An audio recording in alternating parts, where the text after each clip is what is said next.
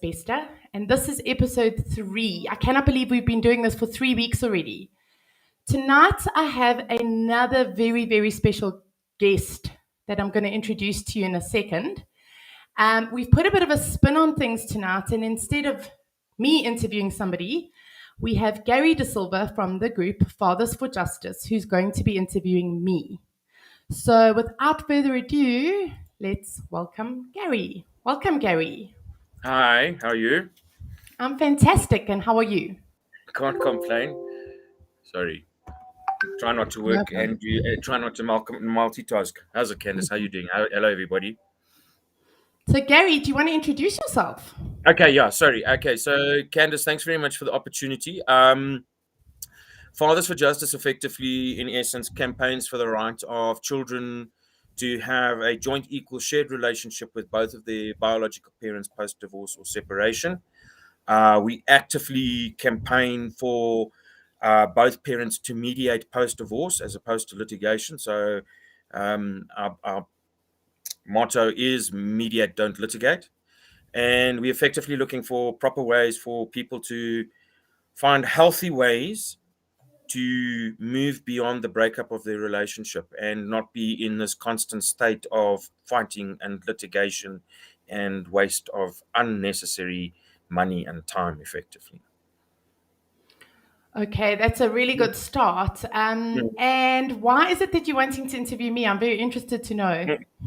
Okay, so obviously we hear all of the times of all these bitter moms that fight with the dads and stuff like that, and I'm very curious to understand your story because it's important for us to understand the other side, for want of a better descriptions, view and or take on the matter. I mean, like, irrespective of how or what was the demise of the relationship, you've got children together and it's not like you can send them back to the shop for a refund. So you have to find positive ways of being able to communicate with your ex, and you need to be able to be mature. And I mean, like, it's one of the messages that I drive all the time is that how do we get parents to be able to communicate with other, put aside their Mm. bitterness and I mean, like, there's a lot of emotion at a very deep seated level that goes into the breakup of a relationship. I mean, like, if you're married, for instance, you say something along the lines of for better or worse, until death does part. You have no idea the deep seated intrinsical um, effect it has on your physicality as well as your mental well-being. And the breakup of a relationship, I mean, like, especially if you've got children, I mean, like, those are life-changing events. These are there's such a deep-rooted emotions attached to having children. And when you with that person, I mean, like, you get to know them. And I mean, like, there's deaths in the family, there's major events of nephews and nieces that graduate and become professors and doctors and stuff like that. These are all deeply ingrained events in our lives. Forget about making sandwiches for your child every day. I mean, like, that in Mm. itself is an event, maybe not as massive as the marriage or the death of a family member or the birth of a family member. But these little events, and we learn to you learn to be able to be with that person, and then that person's not in your life anymore, and there's deep-seated changes. Mm. And one of the things that I mean, like, I've been doing this work for close on 18 years now, and one of the things that I've become aware of is that the quicker that the couple can get over the breakup, and no matter what your personal feeling is of your ex, the quicker that you can get over the relationship and get on with your life, the better for yourself, emotionally and psychologically, the better for your kids, and the quicker that you can get some form of communication system, some form of positive communication system with your ex, Mm. that might not be perfect, but works for the two of you, the better for everybody. I agree. I So, agree. I mean, So like, I think it's important before we go on that I just give a little bit of a background. With regards to this interview, I will not be speaking on behalf of my ex. This really is my own personal experience. Obviously, I will not be shaming him or doing anything of the sort, but I am very much results driven. So when you look at the results and where we've come from where from where we were to where we are now, I really have some things that I'm going to share from my own personal experience. So I'm not a therapist. I'm not here to give anybody advice, but I am here to share from my own personal experience what has really, really helped. I've also done 13 years of personal development, as in personal development on steroids. I have studied human behavior. I have done so much work, and it's little things that if you don't know them, you don't know them. And it's things that I had to figure out that I wish if somebody had told me, it might have helped me a little bit. So my objective at the end of this interview today is that I really hope that my personal experience can help people. fantastic. So, can we start firing away with the interview? Let's do it. Okay. So, all right. So, the first question I got you is, can you tell us a little about yourself with regards to your marriage?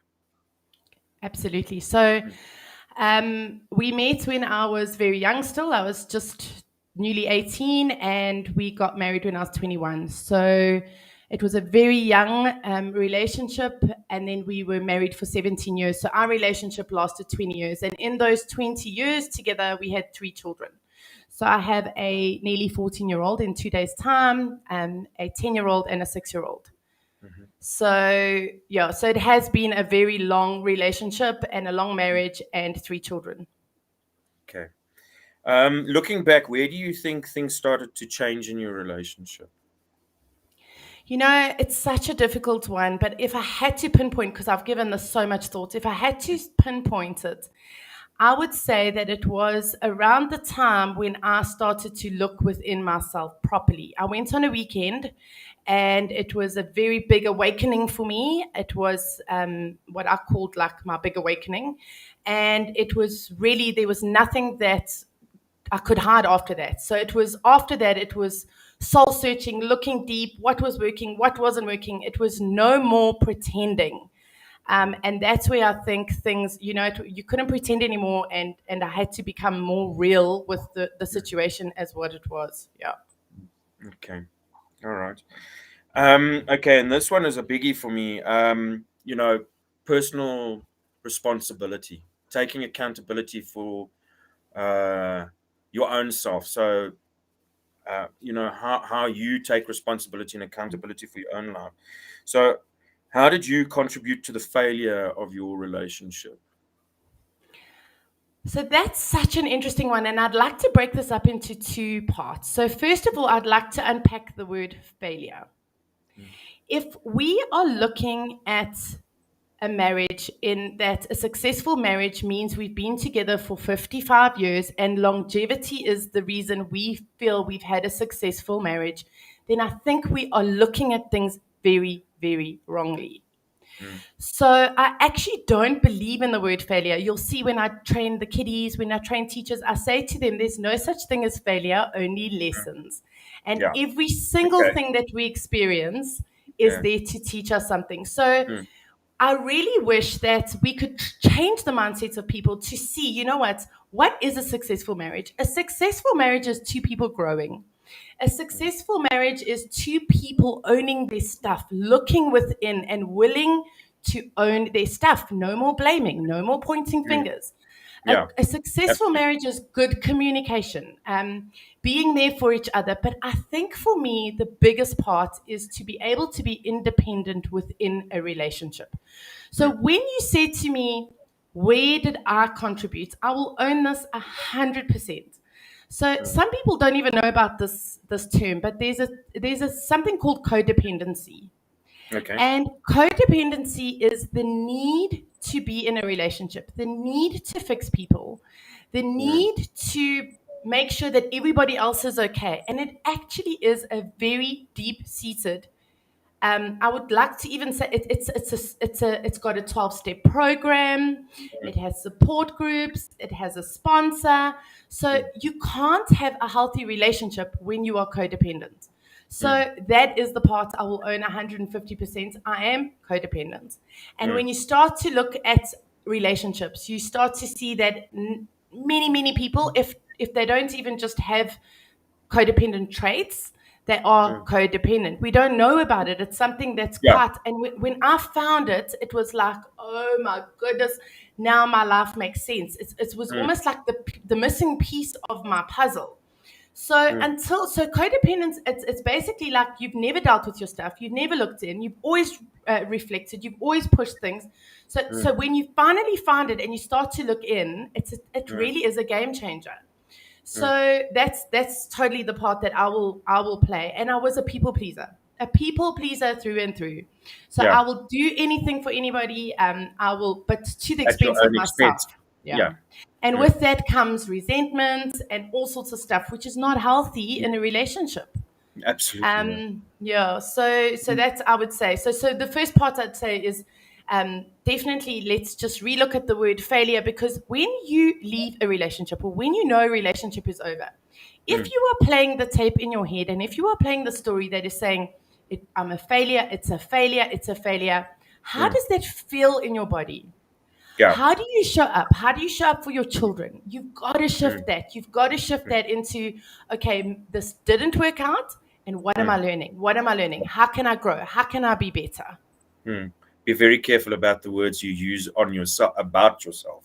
That record player that you've got playing in your head, be very careful about that. Yeah, because if you tell yourself, I'm useless, I'm a failure, I'm a terrible mother, what have I done to my children?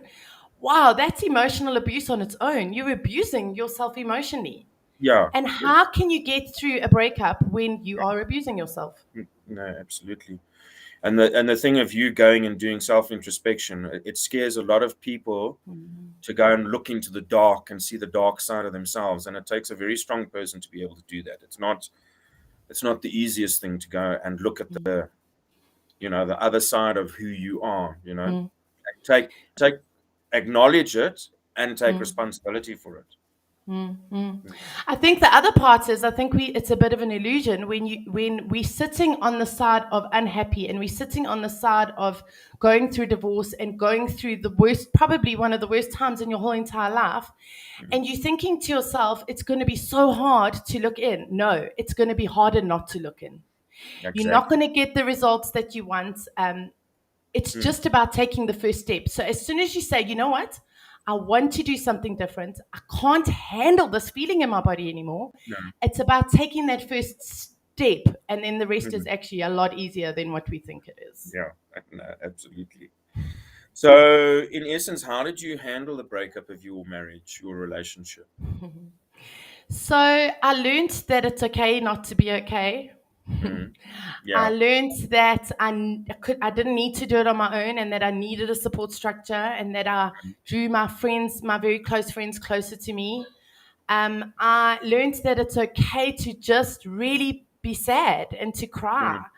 I feel that we label our negative emotions, and then what do? We avoid them because we're scared, because they have such a negative connotation. But the crying and the anger and just properly processing it is part of the healing.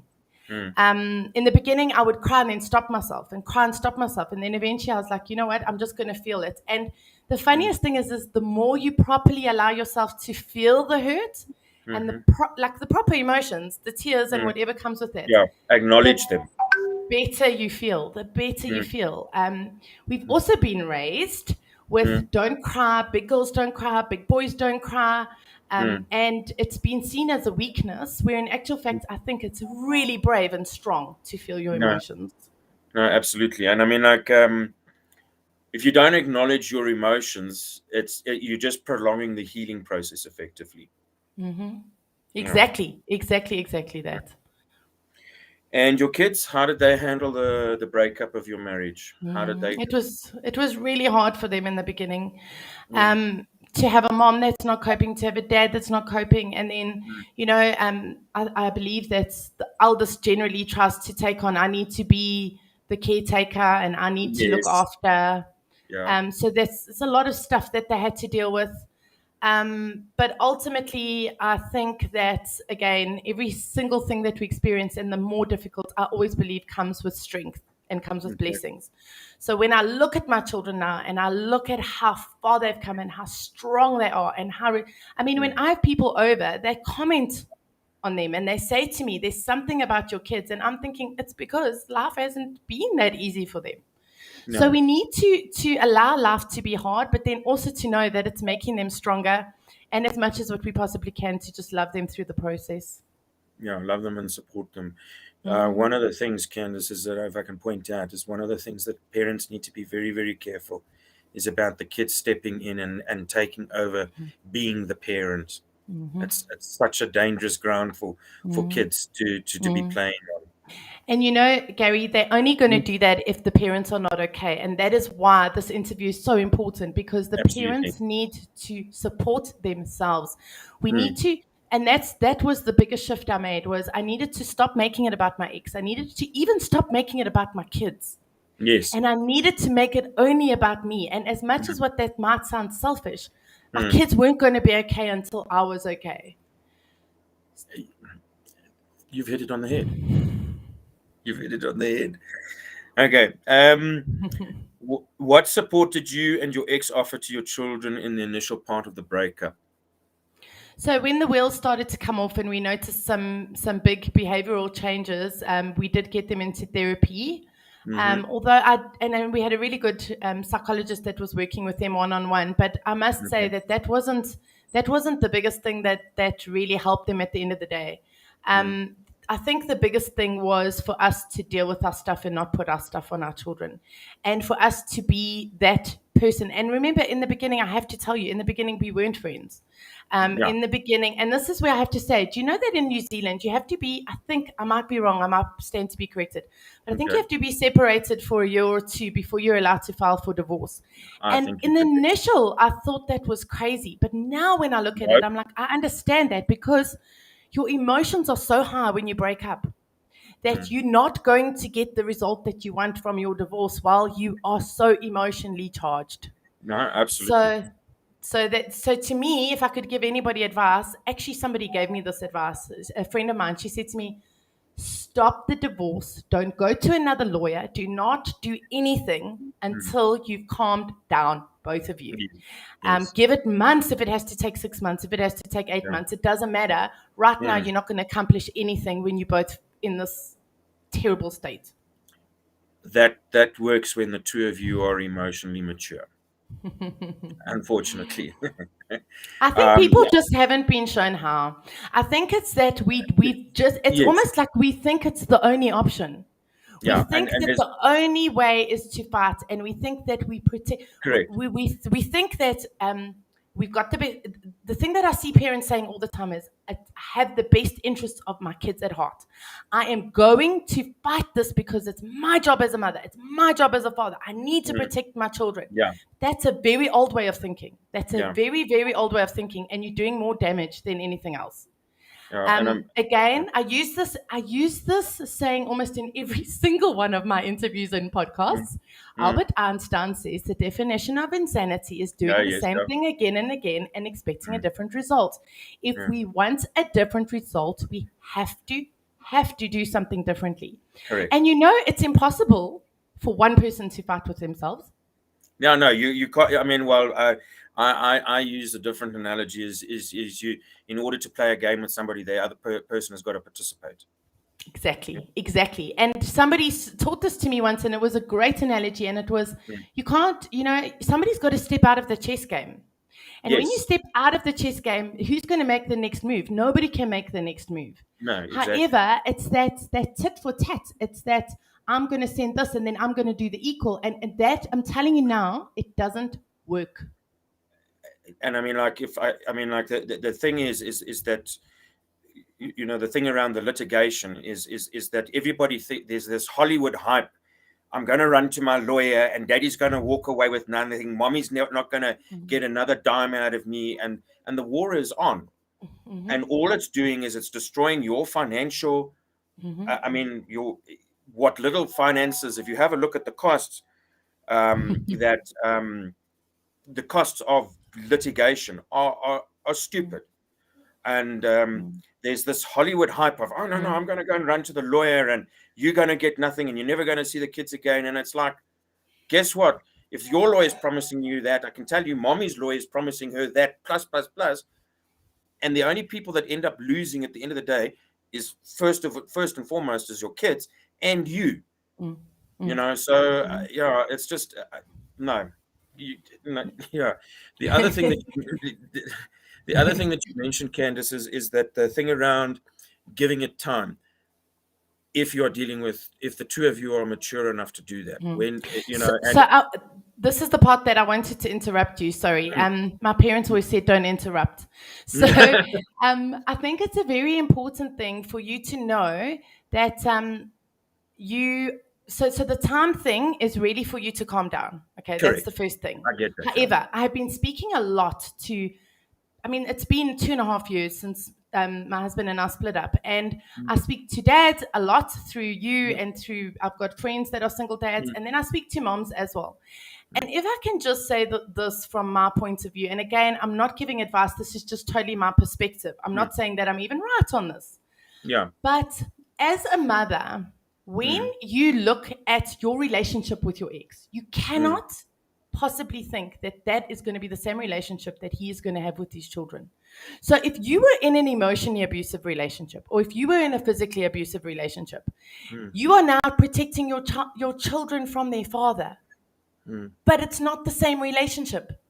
So the father is totally, 9 times out of 10, going to protect those children like they're little chickens. And so I've also know that I've had 18 years in the classroom and 3 of my own children. And I can honestly tell you that children need a mother and a father. And the old school way was that the mother gets the children more. And let me tell you, if I had my way, I would probably have my kids more. But I know that it's not in their best interests. They need their mother and their father.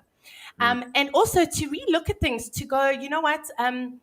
Things like he stepped up. He really stepped up when they are with him for a week, that he is fully involved. So if they're sick, he goes, takes them to the doctor. If they need to be dressed for school and dress up, it was quite funny the other day. He said he's contacted the school to say if they're going to do any cake and candies or dress ups, that they have to have it on the right week, which is my week.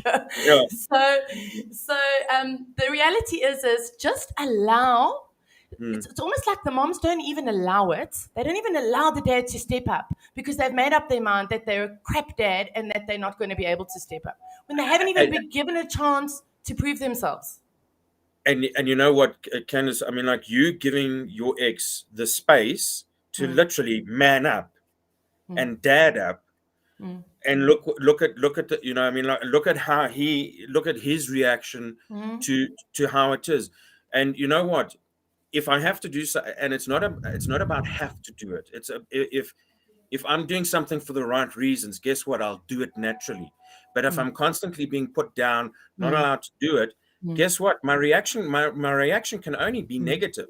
So let the guy, and I can tell you now, the vast majority of dads that I deal with, all they want to do is be given a gap to be fathers. You know, and you know, there's a reason that there's 2 parents, so that you can have each other's backs, so that you can take. And I mean, like, you also need time off as a mom. I mean, I've actually feel, and I say this to many people, I almost feel like I've landed with my bum in the butter. Because the weeks that I have the kids, I can lap them up and they're my everything and we can spend such quality time together. Correct. And then the weeks that I don't, I get to love myself. I get to have my own life. I get to know who I am and to develop a career. And so actually the moms see it, it might be a bit of an identity that if I don't have my kids, who am I? It's like, but yeah, that's another thing on its own. But let me just tell you, the biggest thing I learned is even as when they were very little, when things were still absolutely fine, and when I had very little kids, I had to learn, and I wasn't good at this at all, was that dads are going to do things differently, and they're not going to do it your way, but it doesn't make it wrong. No. You know, I was a control freak. I would do the nappies. I would do the feeding. I would do because he wasn't doing it this way or whatever. And then eventually he just stood back and he was like, you know what? Actually, You you want can it? just do it. And I created that. So Yeah. we need to get out of our heads and go, you know what? They do it differently, but it doesn't mean it's wrong. In actual fact, a lot of the time, they're more chilled than us, and they just let the kids be more chilled than us. No, exactly. Well, aside from that, how's dad going to learn to change nappies if he's not allowed to learn to change nappies? How did Exactly. you learn to change nappies? Exactly. You know, you had We're to doing start it with since the I was first 2. one. Yeah? I was doing it since I was 2. Okay, that's a different discussion. That's an entirely different podcast.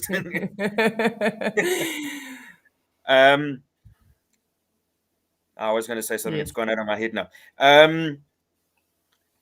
How is their relationship with their dad now? I mean, like you've probably divulged a bit of that. Fantastic. Okay. Yeah, fantastic. They adore him. He adores them. The first night that they come to me, I always get a message. I'm missing the kids. The house is so quiet. Mm. And he's really just had them for like 7 days. And I can't even say that I do the same on the day that they go back to him. So It's like, it woohoo, party really time. has No.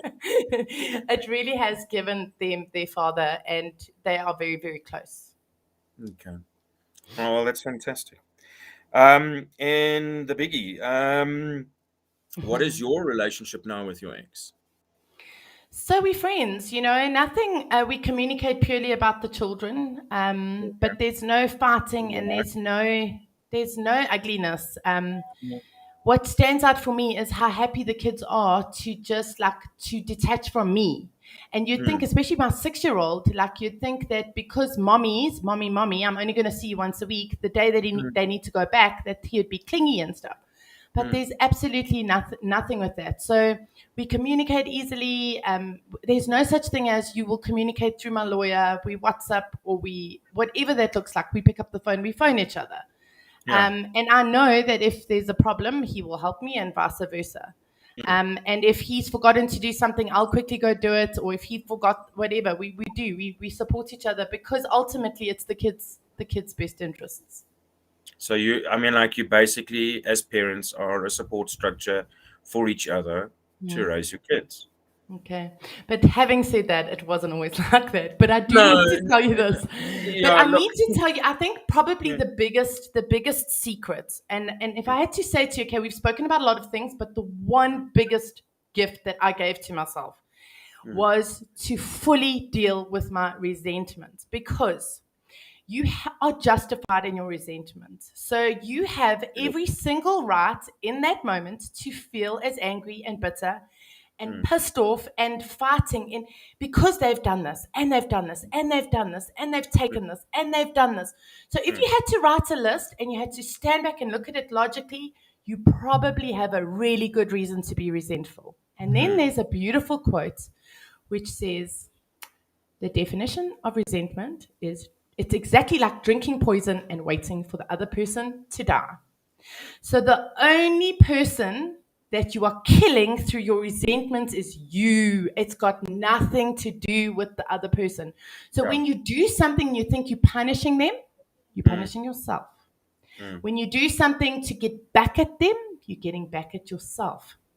And another thing that I felt, and there's lots of work that I do on resentment, some really beautiful things that I've learned along the way. But ultimately, we need to level the playing field. So what we might do is we might see our ex and we might give them all these qualities.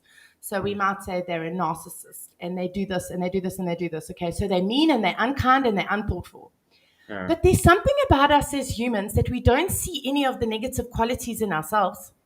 So all your exes is a mirror of you. So, if you you're looking in the mirror and, if you say your ex is a narcissist, well, hello, and what about and you? then- So I ask this question. I say, okay, so he's being so unkind. And then I think to myself, when have I been unkind? And then I actually I ask that to myself. I say, when last was I unkind? I was like, I'm also unkind. Also remember, narcissistic traits are very much about me first. And Have I been like that in the past? Yes. Of And the course. only reason that I'm doing this, and I need people to understand this, it's not to condone bad behavior. It's not to say, you know what, this was okay. It's because until you can level the playing field and until you can honestly see that you're not the one with all the good traits and them all the bad traits, it's impossible. It's impossible. Yeah. You can't come to a stage where you could even think that you could get the result you want out of the divorce. No, no, exactly. And your and there's to sort of like put a twist on what you've just said is that my relationship with you has everything to do with me and nothing to do with you, and vice versa. So It is. It's how totally I a res- mirror. It's how, so mirror. It's scary. no, but how I respond to you is entirely my response. So if I'm gonna, and I'm not gonna be using the normal words that we use around the bride, but if she's this, that, and the other. Well, guess what? It's all me.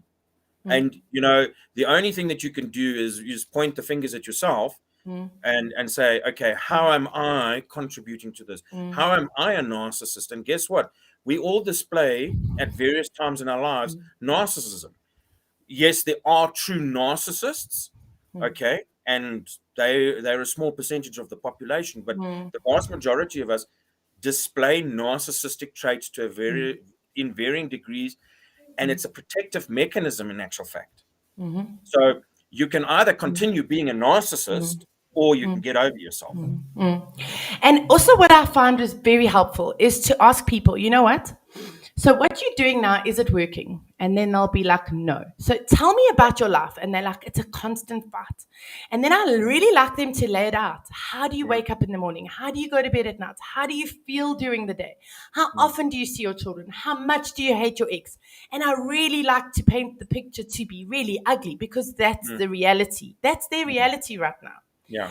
And then I say to them, okay, what is it that you're wanting to achieve? And then they say, you know what? All I want is to see my kids more often. And then I say, right, now we've got something to work towards.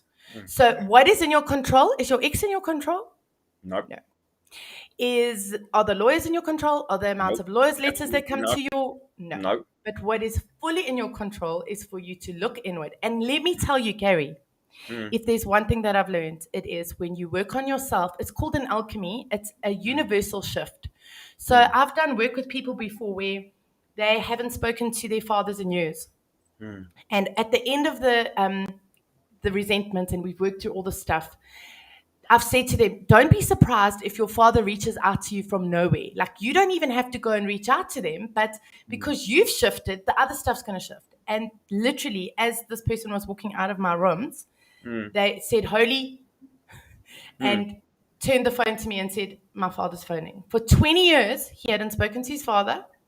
After doing this whole work, shifting your own space, your resentment, forgiving your father, what happens? You literally have a phone call out of nowhere. So we've got to stop trying to change the ex and just focus on the result. And I'm telling you, you are going to get the result you want if you stop fighting and you deal with your... I shouldn't be swearing on television, on a podcast. No, I mean, like if you clear the space, like if you clear the space, sorry, I've got somebody. If you clear the space for yourself to be able to receive in a loving, in the most loving way possible, guess what? You will be amazed at the shifts that you make yourself personally, and for stuff to happen. And then, it's magic. I call it magic, but it really is magic.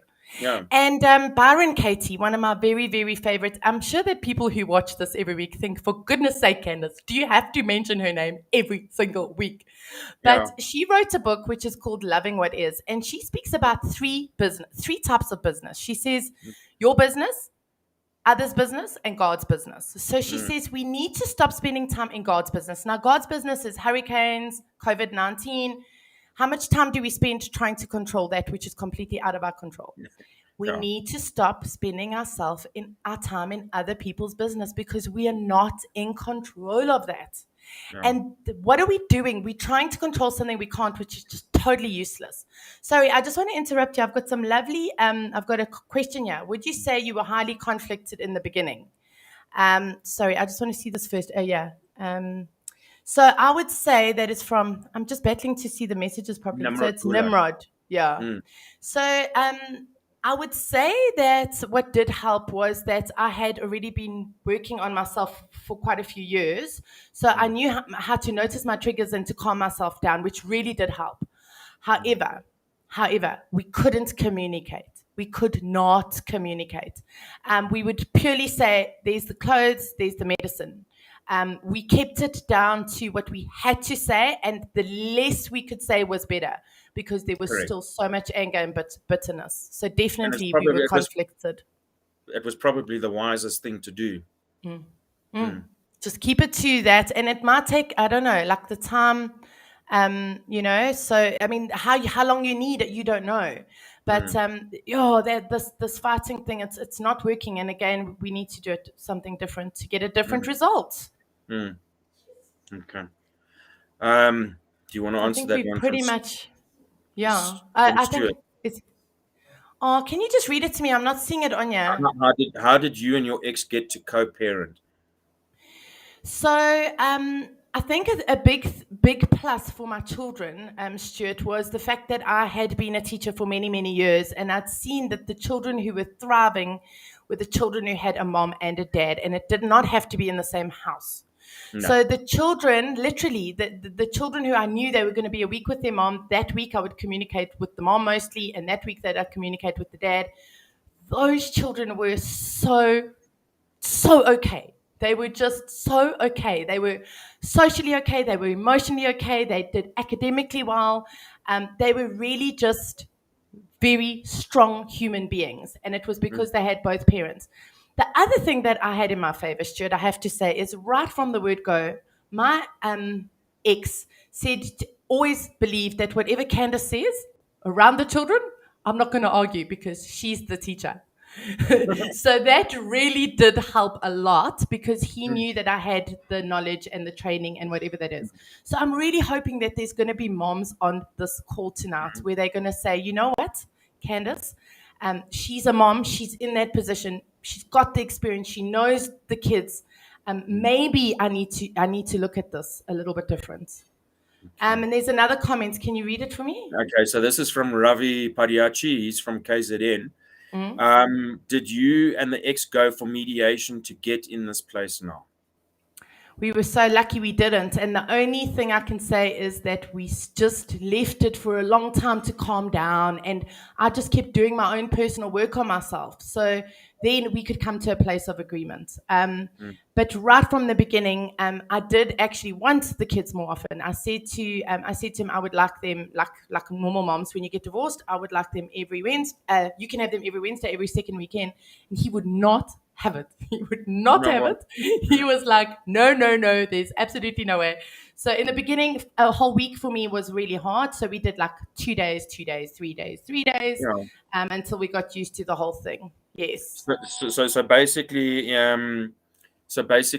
it works. You can either do three nights on, 4 days off, 1 week on, 1 week off, or 2 weeks on, 2 weeks off. Obviously, the younger the kids, the shorter the periods between each parent should apply.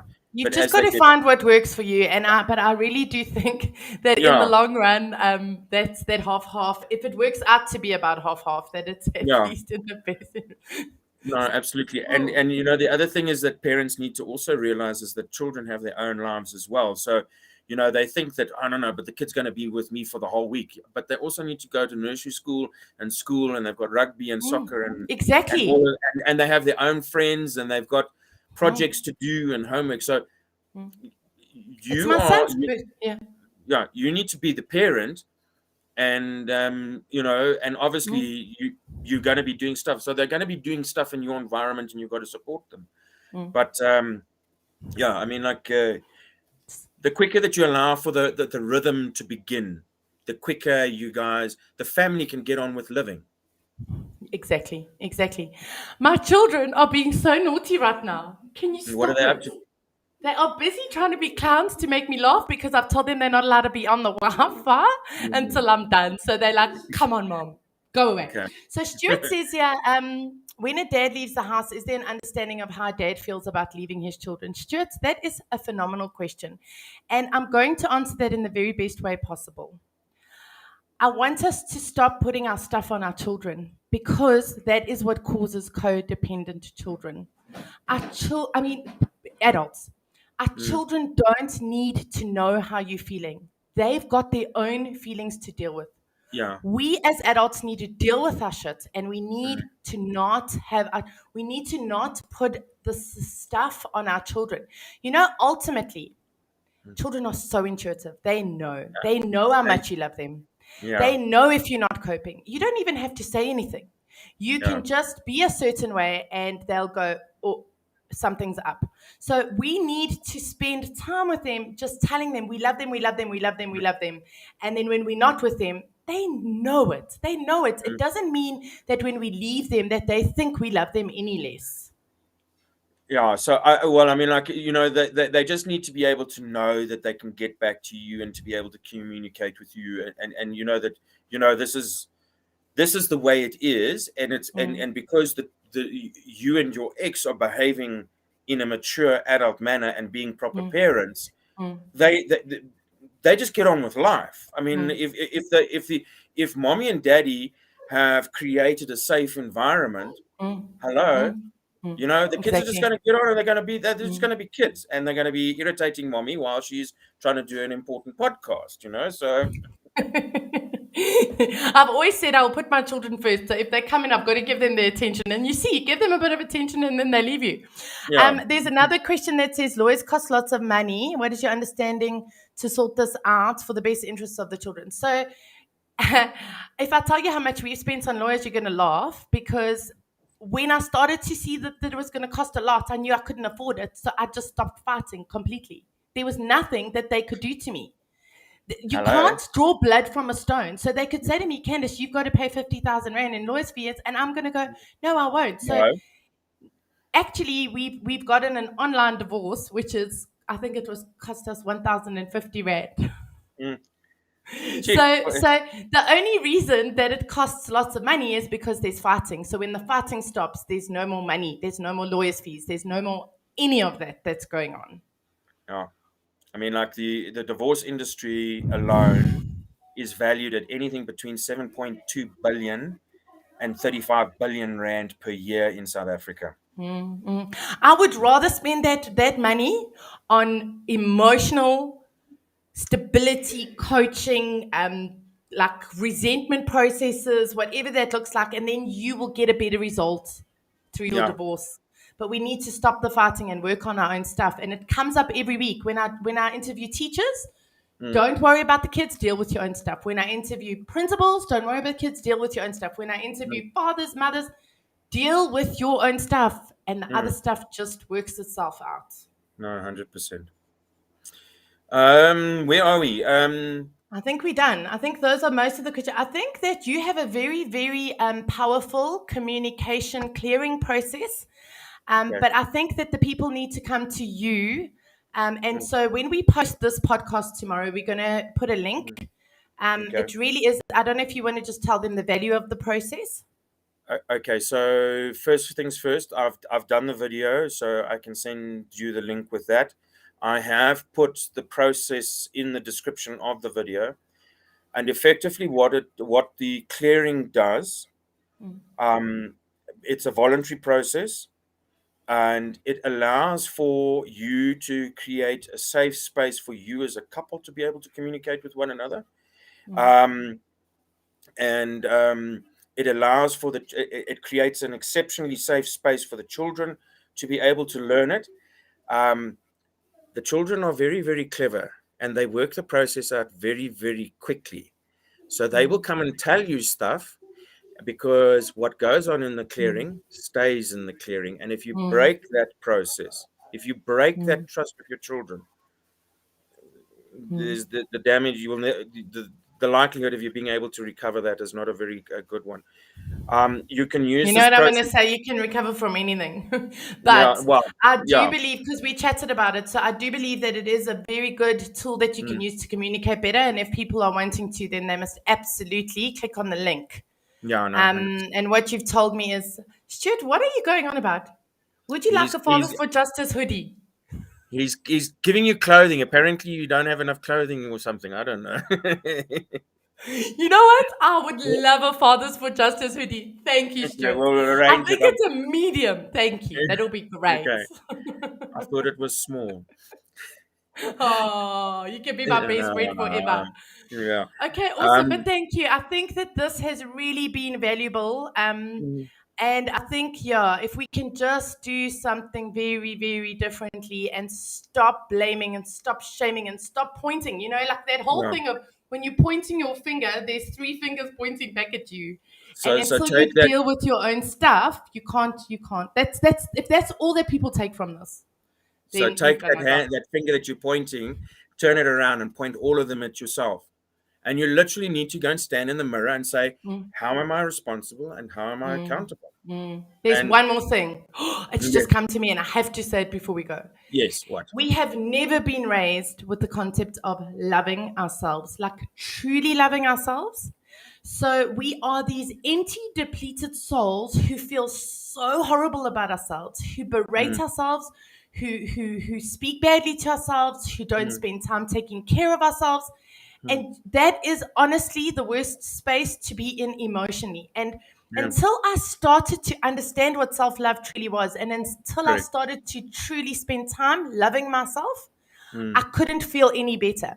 The mm, divorce was terrible until I started to love myself, because yeah, what you need in somebody else, if you can give it to yourself, yeah. it's a game changer. But we were raised with, if you love yourself, you are arrogant. You mustn't, if you spend too much time on yourself, Self-centered. you're self-centered. Like, don't think too much of yourself. Don't compliment yourself. Don't take a compliment. And then Mm, what do? We look for it from outside, and when we don't get it, yeah, we feel depleted. yeah. So that was a huge thing: is self-love, self-love, self-love. When you're going through divorce, go on free courses, go onto podcasts, read up about it, make a daily routine where you spend Mm, half an hour a day mm, journaling. I don't know what that looks like, but just learn to love yourself, because then you won't see it as a failure. You mm, won't see it as something that's the worst thing that's ever happened to your children. You're going to shift that space, and you're going to go, actually, like I said earlier at the beginning of the podcast, mm, I said it was probably one of the best things that happened because I have really strong children. mm. And the other thing, Candice, you talk about self-love. You cannot pour from an empty cup. So if you don't Mhm. know, if you yourself are not fulfilled in your own life, forget about it. Forget about your job. Forget about running your home. Forget about your kids. Forget about your relationship. Forget about your relationship with your manager and your subordinates. Forget about it. It's Nothing's going not to going to work. work. Your Nothing's going to finances work. are not going to work. Your weight is not going to work. Your health is not going to work. Nothing's going to Hello, work. hello. Yeah, exactly. So, I'm so glad Michael asked, how do you get both parents to do the necessary inner work? Again, you just need to do it on yourself, and then there's a miraculous shift. I never once tried to get my ex to do the work on himself, and I don't know what work he did on himself, and I don't know if he did any work on himself. I only did work on me, and I got the exact results that I'd wished for. all you did was you created the space, the possibility to allow him to be himself. And you've proven that through the kids. Another thing is with codependency is you want somebody else to fix themselves, and that's not in your control. So But who I says that they're couldn't. broken So, in who so says that now they're I just broken? Yeah, sorry. fix myself, fix myself. Yeah. Sorry, Yeah. I interrupted you. What was I going to say? I mean, but who says that they're broken in the first place? Exactly. Exactly. Mm, Oh, Stuart, you know what? He says that doesn't happen. I don't know what he's referring to, but I hope that Stuart has taken something from today. Even if it was just one thing, then I've yeah. accomplished my job today. You can tell Stuart that he can go into Grit and get in contact with me. See? Exactly. There you go, Stuart. You've been instructed. It's all about you. But thank you, Gary. It's been amazing. Don't fix the other person, just allow co-parenting. Okay, awesome. Thank you, Anne. She says, well done. Yeah. She enjoyed that. Yeah. So I'm so glad to see that we have moms and dads and ladies and gents on this. The most amount of comments we've had on one of these. So I'm super chuffed. Yes, no. Okay. Candice, Okay. it's been a Thank you, phenomenal Gary. interview. Thank you. And Thank it's been you. phenomenal. And let's look at doing it again soon. Okay, awesome. Thank you, Gary. I'm just going to end off. So I'm going to say goodbye to you and then I'm just going to end off. Okay. Love you both. Awesome. Thank you. Okay. Bye. Would you say that your ex is a brilliant father? Yes, Ravi. My ex is an amazing father. And I can tell you that he became a better father when we were living separately. Thank you to everybody that's joined today. I think this has been a very successful podcast. My children are so delighted that I'm finishing off so that they can get back on the Wi-Fi. I'm even more delighted that our Wi-Fi didn't cut out tonight. And thank you for your support. Every single week at the exact same time, 7:30, we interview different people, different things. But what I have implemented is whatever you're struggling with, if it's something that you think that could help other people, please send me a little email through our website, which is www.grit-grow.co.za. And then maybe I could interview you. Who knows? So until next week, same time. Thank you, everybody.